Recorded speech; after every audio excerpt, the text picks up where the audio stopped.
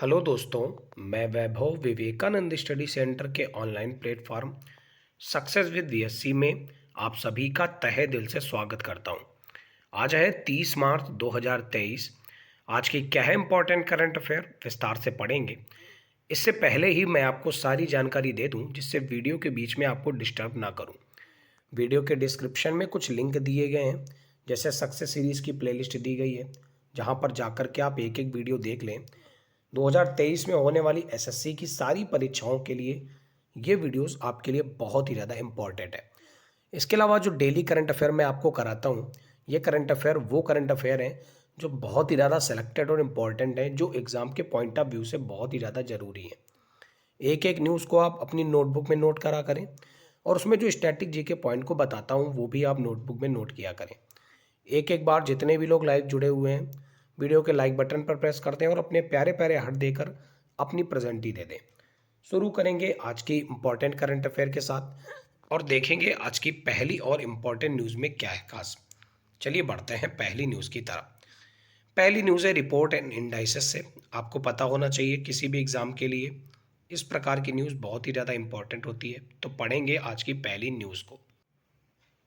दुनिया के शीर्ष विश्वविद्यालयों में आईआईटी गुवाहाटी का स्थान आया है। आज की पहली न्यूज़ ये है। इस इंडेक्स को किसके द्वारा निकाला गया है? तो क्यूएस क्वाकरेली साइमंड्स द्वारा जारी विषय के आधार पर क्यूएस वर्ल्ड यूनिवर्सिटी रैंकिंग के 2023 संस्करण को 27 मार्च 2023 को 54 शैक्षणिक विषयों के अध्ययन के लिए दुनिया के सर्वश्रेष्ठ विश्वविद्यालयों में से एक के रूप में स्थान दिया गया है। भारत दुनिया का 12वां सबसे अधिक प्रतिनिधित्व करने वाला क्षेत्र है। व्यापक विषय क्षेत्रों में आईआईटी गुवाहाटी इंजीनियरिंग और प्रौद्योगिकी में सर्वश्रेष्ठ प्रदर्शन करता है, जिसमें इसे 222वें स्थान पर रखा गया है। आज की पहली न्यूज़ उम्मीद करता हूँ मैंने आपको अच्छे से कवर कराई है और आपने अच्छे से एक एक पॉइंट को नोट भी कर लिया होगा, लर्न भी कर लिया होगा कि दुनिया के शीर्ष विश्वविद्यालयों में आईआईटी गुवाहाटी का स्थान आया है। क्या क्या याद रखना है? पहला पॉइंट तो ये याद रखना है कि दुनिया के शीर्ष विश्वविद्यालयों में हमारे भारत के आईआईटी का स्थान आया है, जो कि आईआईटी गुवाहाटी है। किसके द्वारा इस इंडेक्स को जारी किया गया है? तो क्यूएस वर्ल्ड यूनिवर्सिटी रैंकिंग के द्वारा इस इंडेक्स को जारी किया गया है। क्लियर है न्यूज़? उम्मीद करता हूँ आपको क्लियर हो गई होगी। बात यहाँ पर आईआईटी गुवाहाटी की है। असम में पड़ता है गुवाहाटी शहर। असम की राजधानी दिसपुर है। मुख्यमंत्री हिमंता बिस्वा शर्मा हैं और नए राज्यपाल बने थे गुलाब चंद्र कटारिया। न्यूज़ आपको पूरी की पूरी अच्छे से क्लियर हो गई होगी।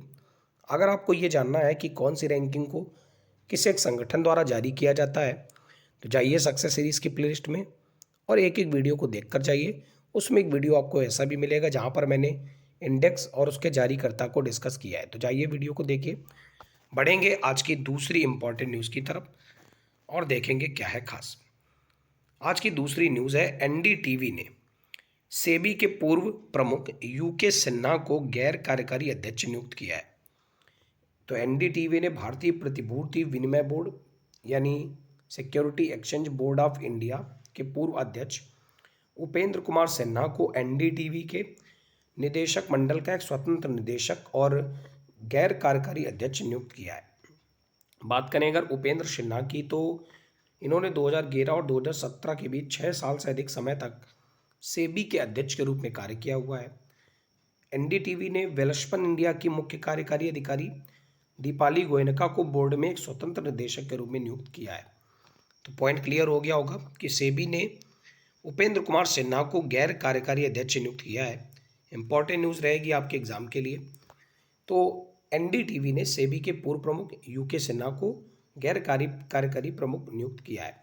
बात यहाँ पर सेबी की आई है, यानी security exchange board of India हमारे देश में शेयर मार्केट के नियामक है। जैसे छोटी छोटी बैंकों की नियामक आरबीआई है, वैसे ही शेयर मार्केट की नियामक कौन है? तो सेबी है, जिसकी स्थापना 1988 में करी गई थी 1992 एक्ट के तहत। वर्तमान में इसके प्रमुख कौन है? अब ये आप कमेंट कॉलम में आंसर करिए। तो न्यूज़ आपको क्लियर हो गई होगी कि एनडीटीवी ने सेबी के पूर्व प्रमुख यूके सिन्हा को गैर कार्यकारी अध्यक्ष नियुक्त किया है। कमेंट कॉलम में एक क्वेश्चन का आंसर और भी दीजिए कि एनडीटीवी के एडिटर इन चीफ कौन है। पढ़ेंगे आज की अगली न्यूज़ की तरफ और देखेंगे क्या है आज की न्यूज़ में खास। अगली न्यूज़ है ब्रिक्स बैंक से। तो डेल्मा रोशेफ को ब्रिक्स बैंक का नया अध्यक्ष चुना गया है। तो न्यू डेवलपमेंट बैंक यानी एनडीबी ने ऐसी घोषणा करी है कि ब्राजील की पूर्व राष्ट्रपति डेल्मा वाना रोशेफ को बैंक का नया अध्यक्ष चुना गया है और ये मार्कस ट्राइजो की जगह लेंगी। एनडीबी, जिसे ब्रिक्स बैंक के नाम से भी जाना जाता है, ब्राजील, रशिया, इंडिया, चाइना और साउथ अफ्रीका सहित 5 ब्रिक्स देशों द्वारा स्थापित एक बहुपक्षीय वित्तीय संस्थान है। तो उसी का नया अध्यक्ष चुना गया डेल्मा रोशेफ को। न्यूज़ आपको क्लियर हो गई है ना। एक संगठन है ब्रिक्स, जिसमें 5 देश आते हैं। इसके नाम से ही स्पष्ट है, B for Brazil, R for Russia, I for India, C for China और एस फॉर साउथ अफ्रीका। तो इसका एक बैंक भी है अलग से इस संगठन का, जिसे एनडीबी के नाम से जाना जाता है, यानी न्यू डेवलपमेंट बैंक या फिर ब्रिक्स बैंक। इसने अपना नया अध्यक्ष चुना है डेल्मा रोशेफ को। न्यूज़ आपको एक एक याद रखनी है। डेल्मा रोशेफ का संबंध कहाँ से है? तो ये ब्राज़ील की पूर्व राष्ट्रपति रह चुकी हैं, ठीक है। और इससे पहले कौन थी इसके अध्यक्ष? तो मार्कस ट्राइजो। उम्मीद करता हूँ न्यूज़ क्लियर हो गई होगी। तो कमेंट कॉलम में जाकर आंसर करिए कि ब्रिक्स का हेडक्वार्टर कहाँ पर पड़ता है, किस एक जगह पर इसका संगठन है। बढ़ते हैं आज की अगली न्यूज़ की तरफ और देखेंगे क्या है खास। न्यूज़ है स्पाइस जेट के अजय सिंह ने एसोचैम के अध्यक्ष का पदभार संभाला है। तो स्पाइस जेट के प्रमुख अजय सिंह ने associate chambers of commerce and industry of India यानी एसोचैम के अध्यक्ष का पदभार संभाला है। बात करें अगर अजय सिंह, तो इन्होंने रेवेन्यू पावर के प्रबंध निदेशक सुमंत सिन्हा की जगह ली है, जिन्होंने चैम्बर में अपना कार्यकाल पूरा कर लिया है।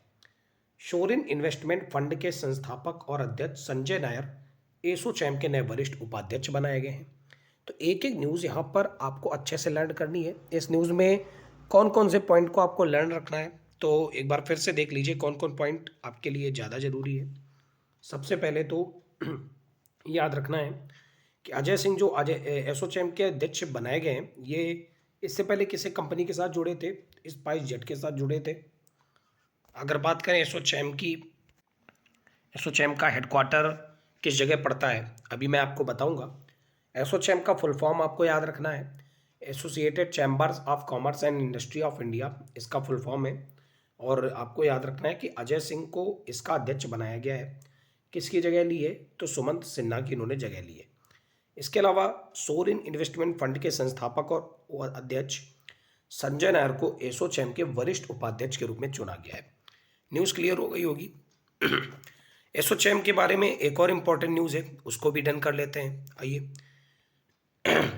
केंद्रीय मंत्री अमित शाह ने एसोचैम के वार्षिक सत्र 2023 का उद्घाटन किया है। तो केंद्रीय मंत्री, गृह मंत्री और सहकारिता मंत्री अमित शाह ने नई दिल्ली में एसोचैम के वार्षिक सत्र 2023 में भाग लिया है। यह Bharat @100 paving the way for inclusive and sustainable global growth theme पर आधारित था। एसोचैम भारत में व्यापार और वाणिज्य के हितों का प्रतिनिधित्व करता है। न्यूज़ क्लियर हो गई होगी। एक बार फिर से देखिए। केंद्रीय मंत्री अमित शाह जी ने किया है एसोचैम के वार्षिक सत्र 2023 का उद्घाटन। कहाँ पर? तो नई दिल्ली में। और इसकी थीम बहुत ही ज़्यादा इंपॉर्टेंट है, India @100 paving the way for inclusive and sustainable global growth. इसका काम क्या है? तो भारत में व्यापार और वाणिज्य के हितों का प्रतिनिधित्व करना। आइए एसोचैम के बारे में कुछ स्ट्रैटेजी के पॉइंट को भी क्लियर करते हैं। एसोचैम, जिसका फुल फॉर्म तो मैंने आपको 2-3 बार बता दिया है, एक बार फिर देख लीजिए। Associated chambers of commerce and industry of India, जो कि नई दिल्ली में हेडक्वार्टर्ड है, एक व्यापार संघ और वकालत समूह के रूप में भारत में व्यापार और वाणिज्य के हितों का प्रतिनिधित्व करता है। मुद्दों और पहलों के बीच एक इंटरफेस के रूप में भी कार्य करता है। इसकी स्थापना 1920 में कलकत्ता ट्रेडर्स एसोसिएशन द्वारा करी गई थी। इसके वर्तमान में अध्यक्ष अब सुमंत सिन्हा नहीं रहे हैं, जैसा कि अभी मैंने आपको बताया कि अजय सिंह को इसका नया अध्यक्ष नियुक्त किया गया है। संस्थापक थे डॉक्टर निरंजन हीरानंदानी। तो यहाँ पर एसोचैम से जुड़ी एक एक न्यूज़ और उससे जुड़ी एक एक स्ट्रैटेजी के पॉइंट को आपने कवर कर लिया है। बढ़ेंगे फिलहाल अब आज की अगली न्यूज़ की तरफ। अगली न्यूज़ है टेक्सास यूनिवर्सिटी से। टेक्सास यूनिवर्सिटी ने नवीन जिंदल को प्रदान किया है लाइफ टाइम अचीवमेंट पुरस्कार। न्यूज़ बहुत ही ज़्यादा इंपॉर्टेंट है। तो टेक्सास यूनिवर्सिटी ने जिंदल स्टील एंड पावर के अध्यक्ष नवीन जिंदल को लाइफ टाइम अचीवमेंट पुरस्कार से सम्मानित किया है। यूटी डलास 1992 बैच के पूर्व छात्र जिन्होंने 25 मार्च 2023 को विश्वविद्यालय द्वारा आयोजित एक समारोह में पुरस्कार प्राप्त किया। वह नोबेल पुरस्कार विजेता अजीज शंकर के बाद टेक्सास यूनिवर्सिटी डलास से लाइफ टाइम अचीवमेंट पुरस्कार प्राप्त करने वाले दूसरे व्यक्ति बने। तो बहुत ही ज़्यादा इंपॉर्टेंट है कि विदेश में जाकर के एक भारतीय को लाइफ टाइम अचीवमेंट पुरस्कार मिल रहा है। तो टेक्सास यूनिवर्सिटी ने नवीन जिंदल को प्रदान किया लाइफ टाइम अचीवमेंट पुरस्कार। पहला तो पॉइंट ये याद रखना है। दूसरा पॉइंट, ये जिंदल स्टील एंड पावर के अध्यक्ष हैं, ये भी आपको याद रखना है। और अजीत शंकर के बाद दूसरे ऐसे बने हैं जिनको डलास से लाइफ टाइम अचीवमेंट पुरस्कार प्राप्त हुआ है। न्यूज़ क्लियर हो गई होगी। बढ़ते हैं आज की अगली इंपॉर्टेंट न्यूज़ की तरफ और देखते हैं क्या है खास न्यूज़। है world golf championship match play खिताब से। तो सैम बर्न्स ने जीता है world golf champions match play का खिताब। तो सैम बर्न्स ने फाइनल में कैमरन यंग पर 6 और 5 की जीत के साथ 2023 world golf championship match play golf खिताब को अपने नाम कर लिया है।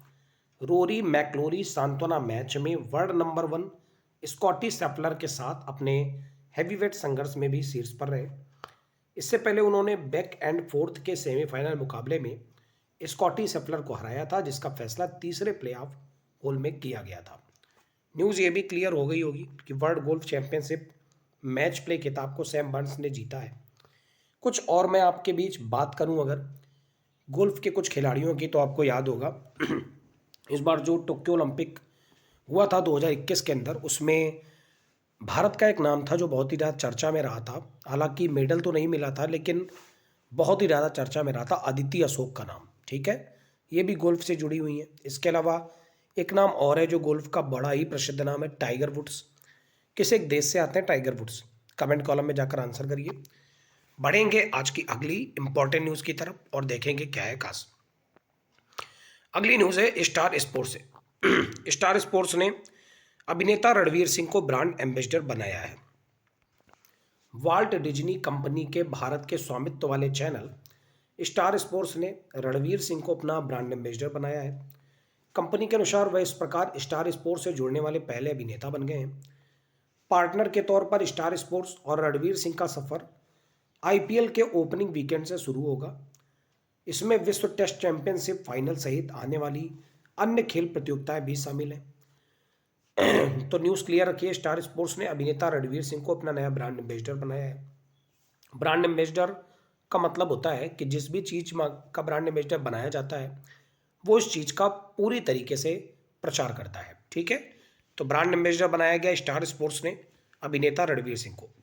बात यहाँ पर आईपीएल की आई है, तो आईपीएल के बारे में आपको पता होगा, इंडियन प्रीमियर लीग जो कि कल से यानी 31 मार्च से शुरू हो रहा है और अभी अभी डब्ल्यूपीएल की समाप्ति हुई है, यानी विमेंस प्रीमियर लीग। पुरुषों के ही तर्ज पर महिलाओं का पहली बार डब्ल्यूपीएल किया गया, जिसको मुंबई इंडियंस ने जीता दिल्ली कैपिटल्स को हराकर। मुंबई इंडियंस की कैप्टन थी हरमनप्रीत सिंह, जिन्होंने पहली बार में ही इस चैंपियनशिप को जीत लिया। ठीक है, कमेंट कॉलम में जाकर आंसर करिए, डब्ल्यूपीएल में पर्पल कैप और ऑरेंज कैप किस किस खिलाड़ी को दिया गया। बहुत ही ज़्यादा इंपॉर्टेंट है और उम्मीद करूंगा आप कमेंट कॉलम में आंसर जरूर करेंगे। बढ़ते हैं आज की अगली इंपॉर्टेंट न्यूज़ की तरफ। अगली न्यूज़ है कृष्णा प्रकाश गेटवे ऑफ इंडिया से एलिफेंटा की गुफाओं तक तैरने वाले पहले व्यक्ति बन गए हैं। ये बहुत ही ज़्यादा इंपॉर्टेंट रहेगा, क्योंकि पहले व्यक्ति के रूप में जो भी नाम होता है, चाहे वो महिला हो चाहे वो पुरुष हो, एग्जाम में आता ही है। ठीक है, तो ड्रोनिंग प्रिवेंशन अवेयरनेस अभियान के हिस्से के रूप में भारतीय पुलिस सेवा के अधिकारी कृष्णा प्रकाश ने गेटवे ऑफ इंडिया से ले तैरकर एलिफेंटा गुफाओं मुंबई तक पहुंच गए हैं और उन्होंने केवल ये सफ़र 5 घंटे 26 मिनट में पूरा किया है, जो कि लगभग 16.5 किलोमीटर का था। और ऐसा करने वाले इतिहास के पहले व्यक्ति भी बने हैं। इतनी जल्दी इतनी लंबी दूरी को तय किया तैरकर। 2017 में उन्होंने आयरनमैन ट्रायथलॉन को पूरा किया, जो दुनिया के सबसे चुनौतीपूर्ण खेल आयोजनों में से एक होता है। नाम याद रखिए कृष्णा प्रकाश, जिन्हें इतिहास इन्होंने रचा है गेटवे ऑफ इंडिया से एलिफेंटा गुफाओं तक तैर कर जाने वाले। बहुत इंपॉर्टेंट न्यूज़ है, याद रखिएगा। और यहाँ पर आपको ये भी क्लियर हो गया कि गेटवे ऑफ इंडिया कहाँ पड़ता है, मुंबई के अंदर, और एलिफेंटा की गुफाएं कहाँ पड़ती हैं, ये भी मुंबई के अंदर। कमेंट कॉलम में आंसर करिए, एलिफेंटा की गुफाएं, इनको किस एक साल यूनेस्को की विश्व विरासत स्थल में शामिल किया गया था? आंसर करिए। बढ़ेंगे अगली न्यूज़ की तरफ। अगली न्यूज़ है, दलाई लामा ने मंगोलियाई लड़के को तिब्बती बौद्ध धर्म में दिया है तीसरा सर्वोच्च पद। तो दलाई लामा ने संयुक्त राज्य अमेरिका में पैदा हुए 8 वर्ष के बच्चे मंगोलियाई बच्चे को तिब्बती बौद्ध धर्म में तीसरा सर्वोच्च रैंक, जिसका नाम होता है 10वां खलका जेटसन थम्पा रिनपोचे, नाम दिया है। वैग यूनिवर्सिटी के प्रोफेसर का बेटा है और संसद के पूर्व मंगोलियाई सदस्य का पोता है। पंचेन लामा तिब्बती बौद्ध धर्म में दूसरे सबसे महत्वपूर्ण आध्यात्मिक नेता है। तो इसको आप ऐसे ही याद रखिएगा न्यूज़ के रूप में कि दलाई लामा ने मंगोलियाई लड़के को तिब्बती बौद्ध धर्म में तीसरा सर्वोच्च पद दिया है। बढ़ेंगे आज की अगली न्यूज़, आज की आखिरी न्यूज़ की तरफ। जैसा कि मैंने आपको बताया, कल आईपीएल की शुरुआत हो रही है, तो आईपीएल से ही न्यूज़ है। बीसीसीआई यानी board of cricketing control in India, जो कि भारत में क्रिकेट के क्षेत्र को कंट्रोल करने का संस्थान है, वर्तमान में इसके अध्यक्ष रोजर बिन्नी साहब हैं, आपको पता ही है। तो बीसीसीआई ने आगामी आईपीएल संस्करण के लिए हर्बल लाइफ को अपने आधिकारिक भागीदार के रूप में चुना है। तो भारतीय क्रिकेट कंट्रोल बोर्ड यानी बीसीसीआई ने पोषण company herbal life nutrition limited को टाटा इंडियन प्रीमियर लीग के मौजूदा सीजन 2023 के पार्टनर के रूप में चुना है। आईपीएल 2023 देश में इसी महीने कल से यानी 31 मार्च से शुरू होकर 26 मई 2023 तक खेला जाएगा।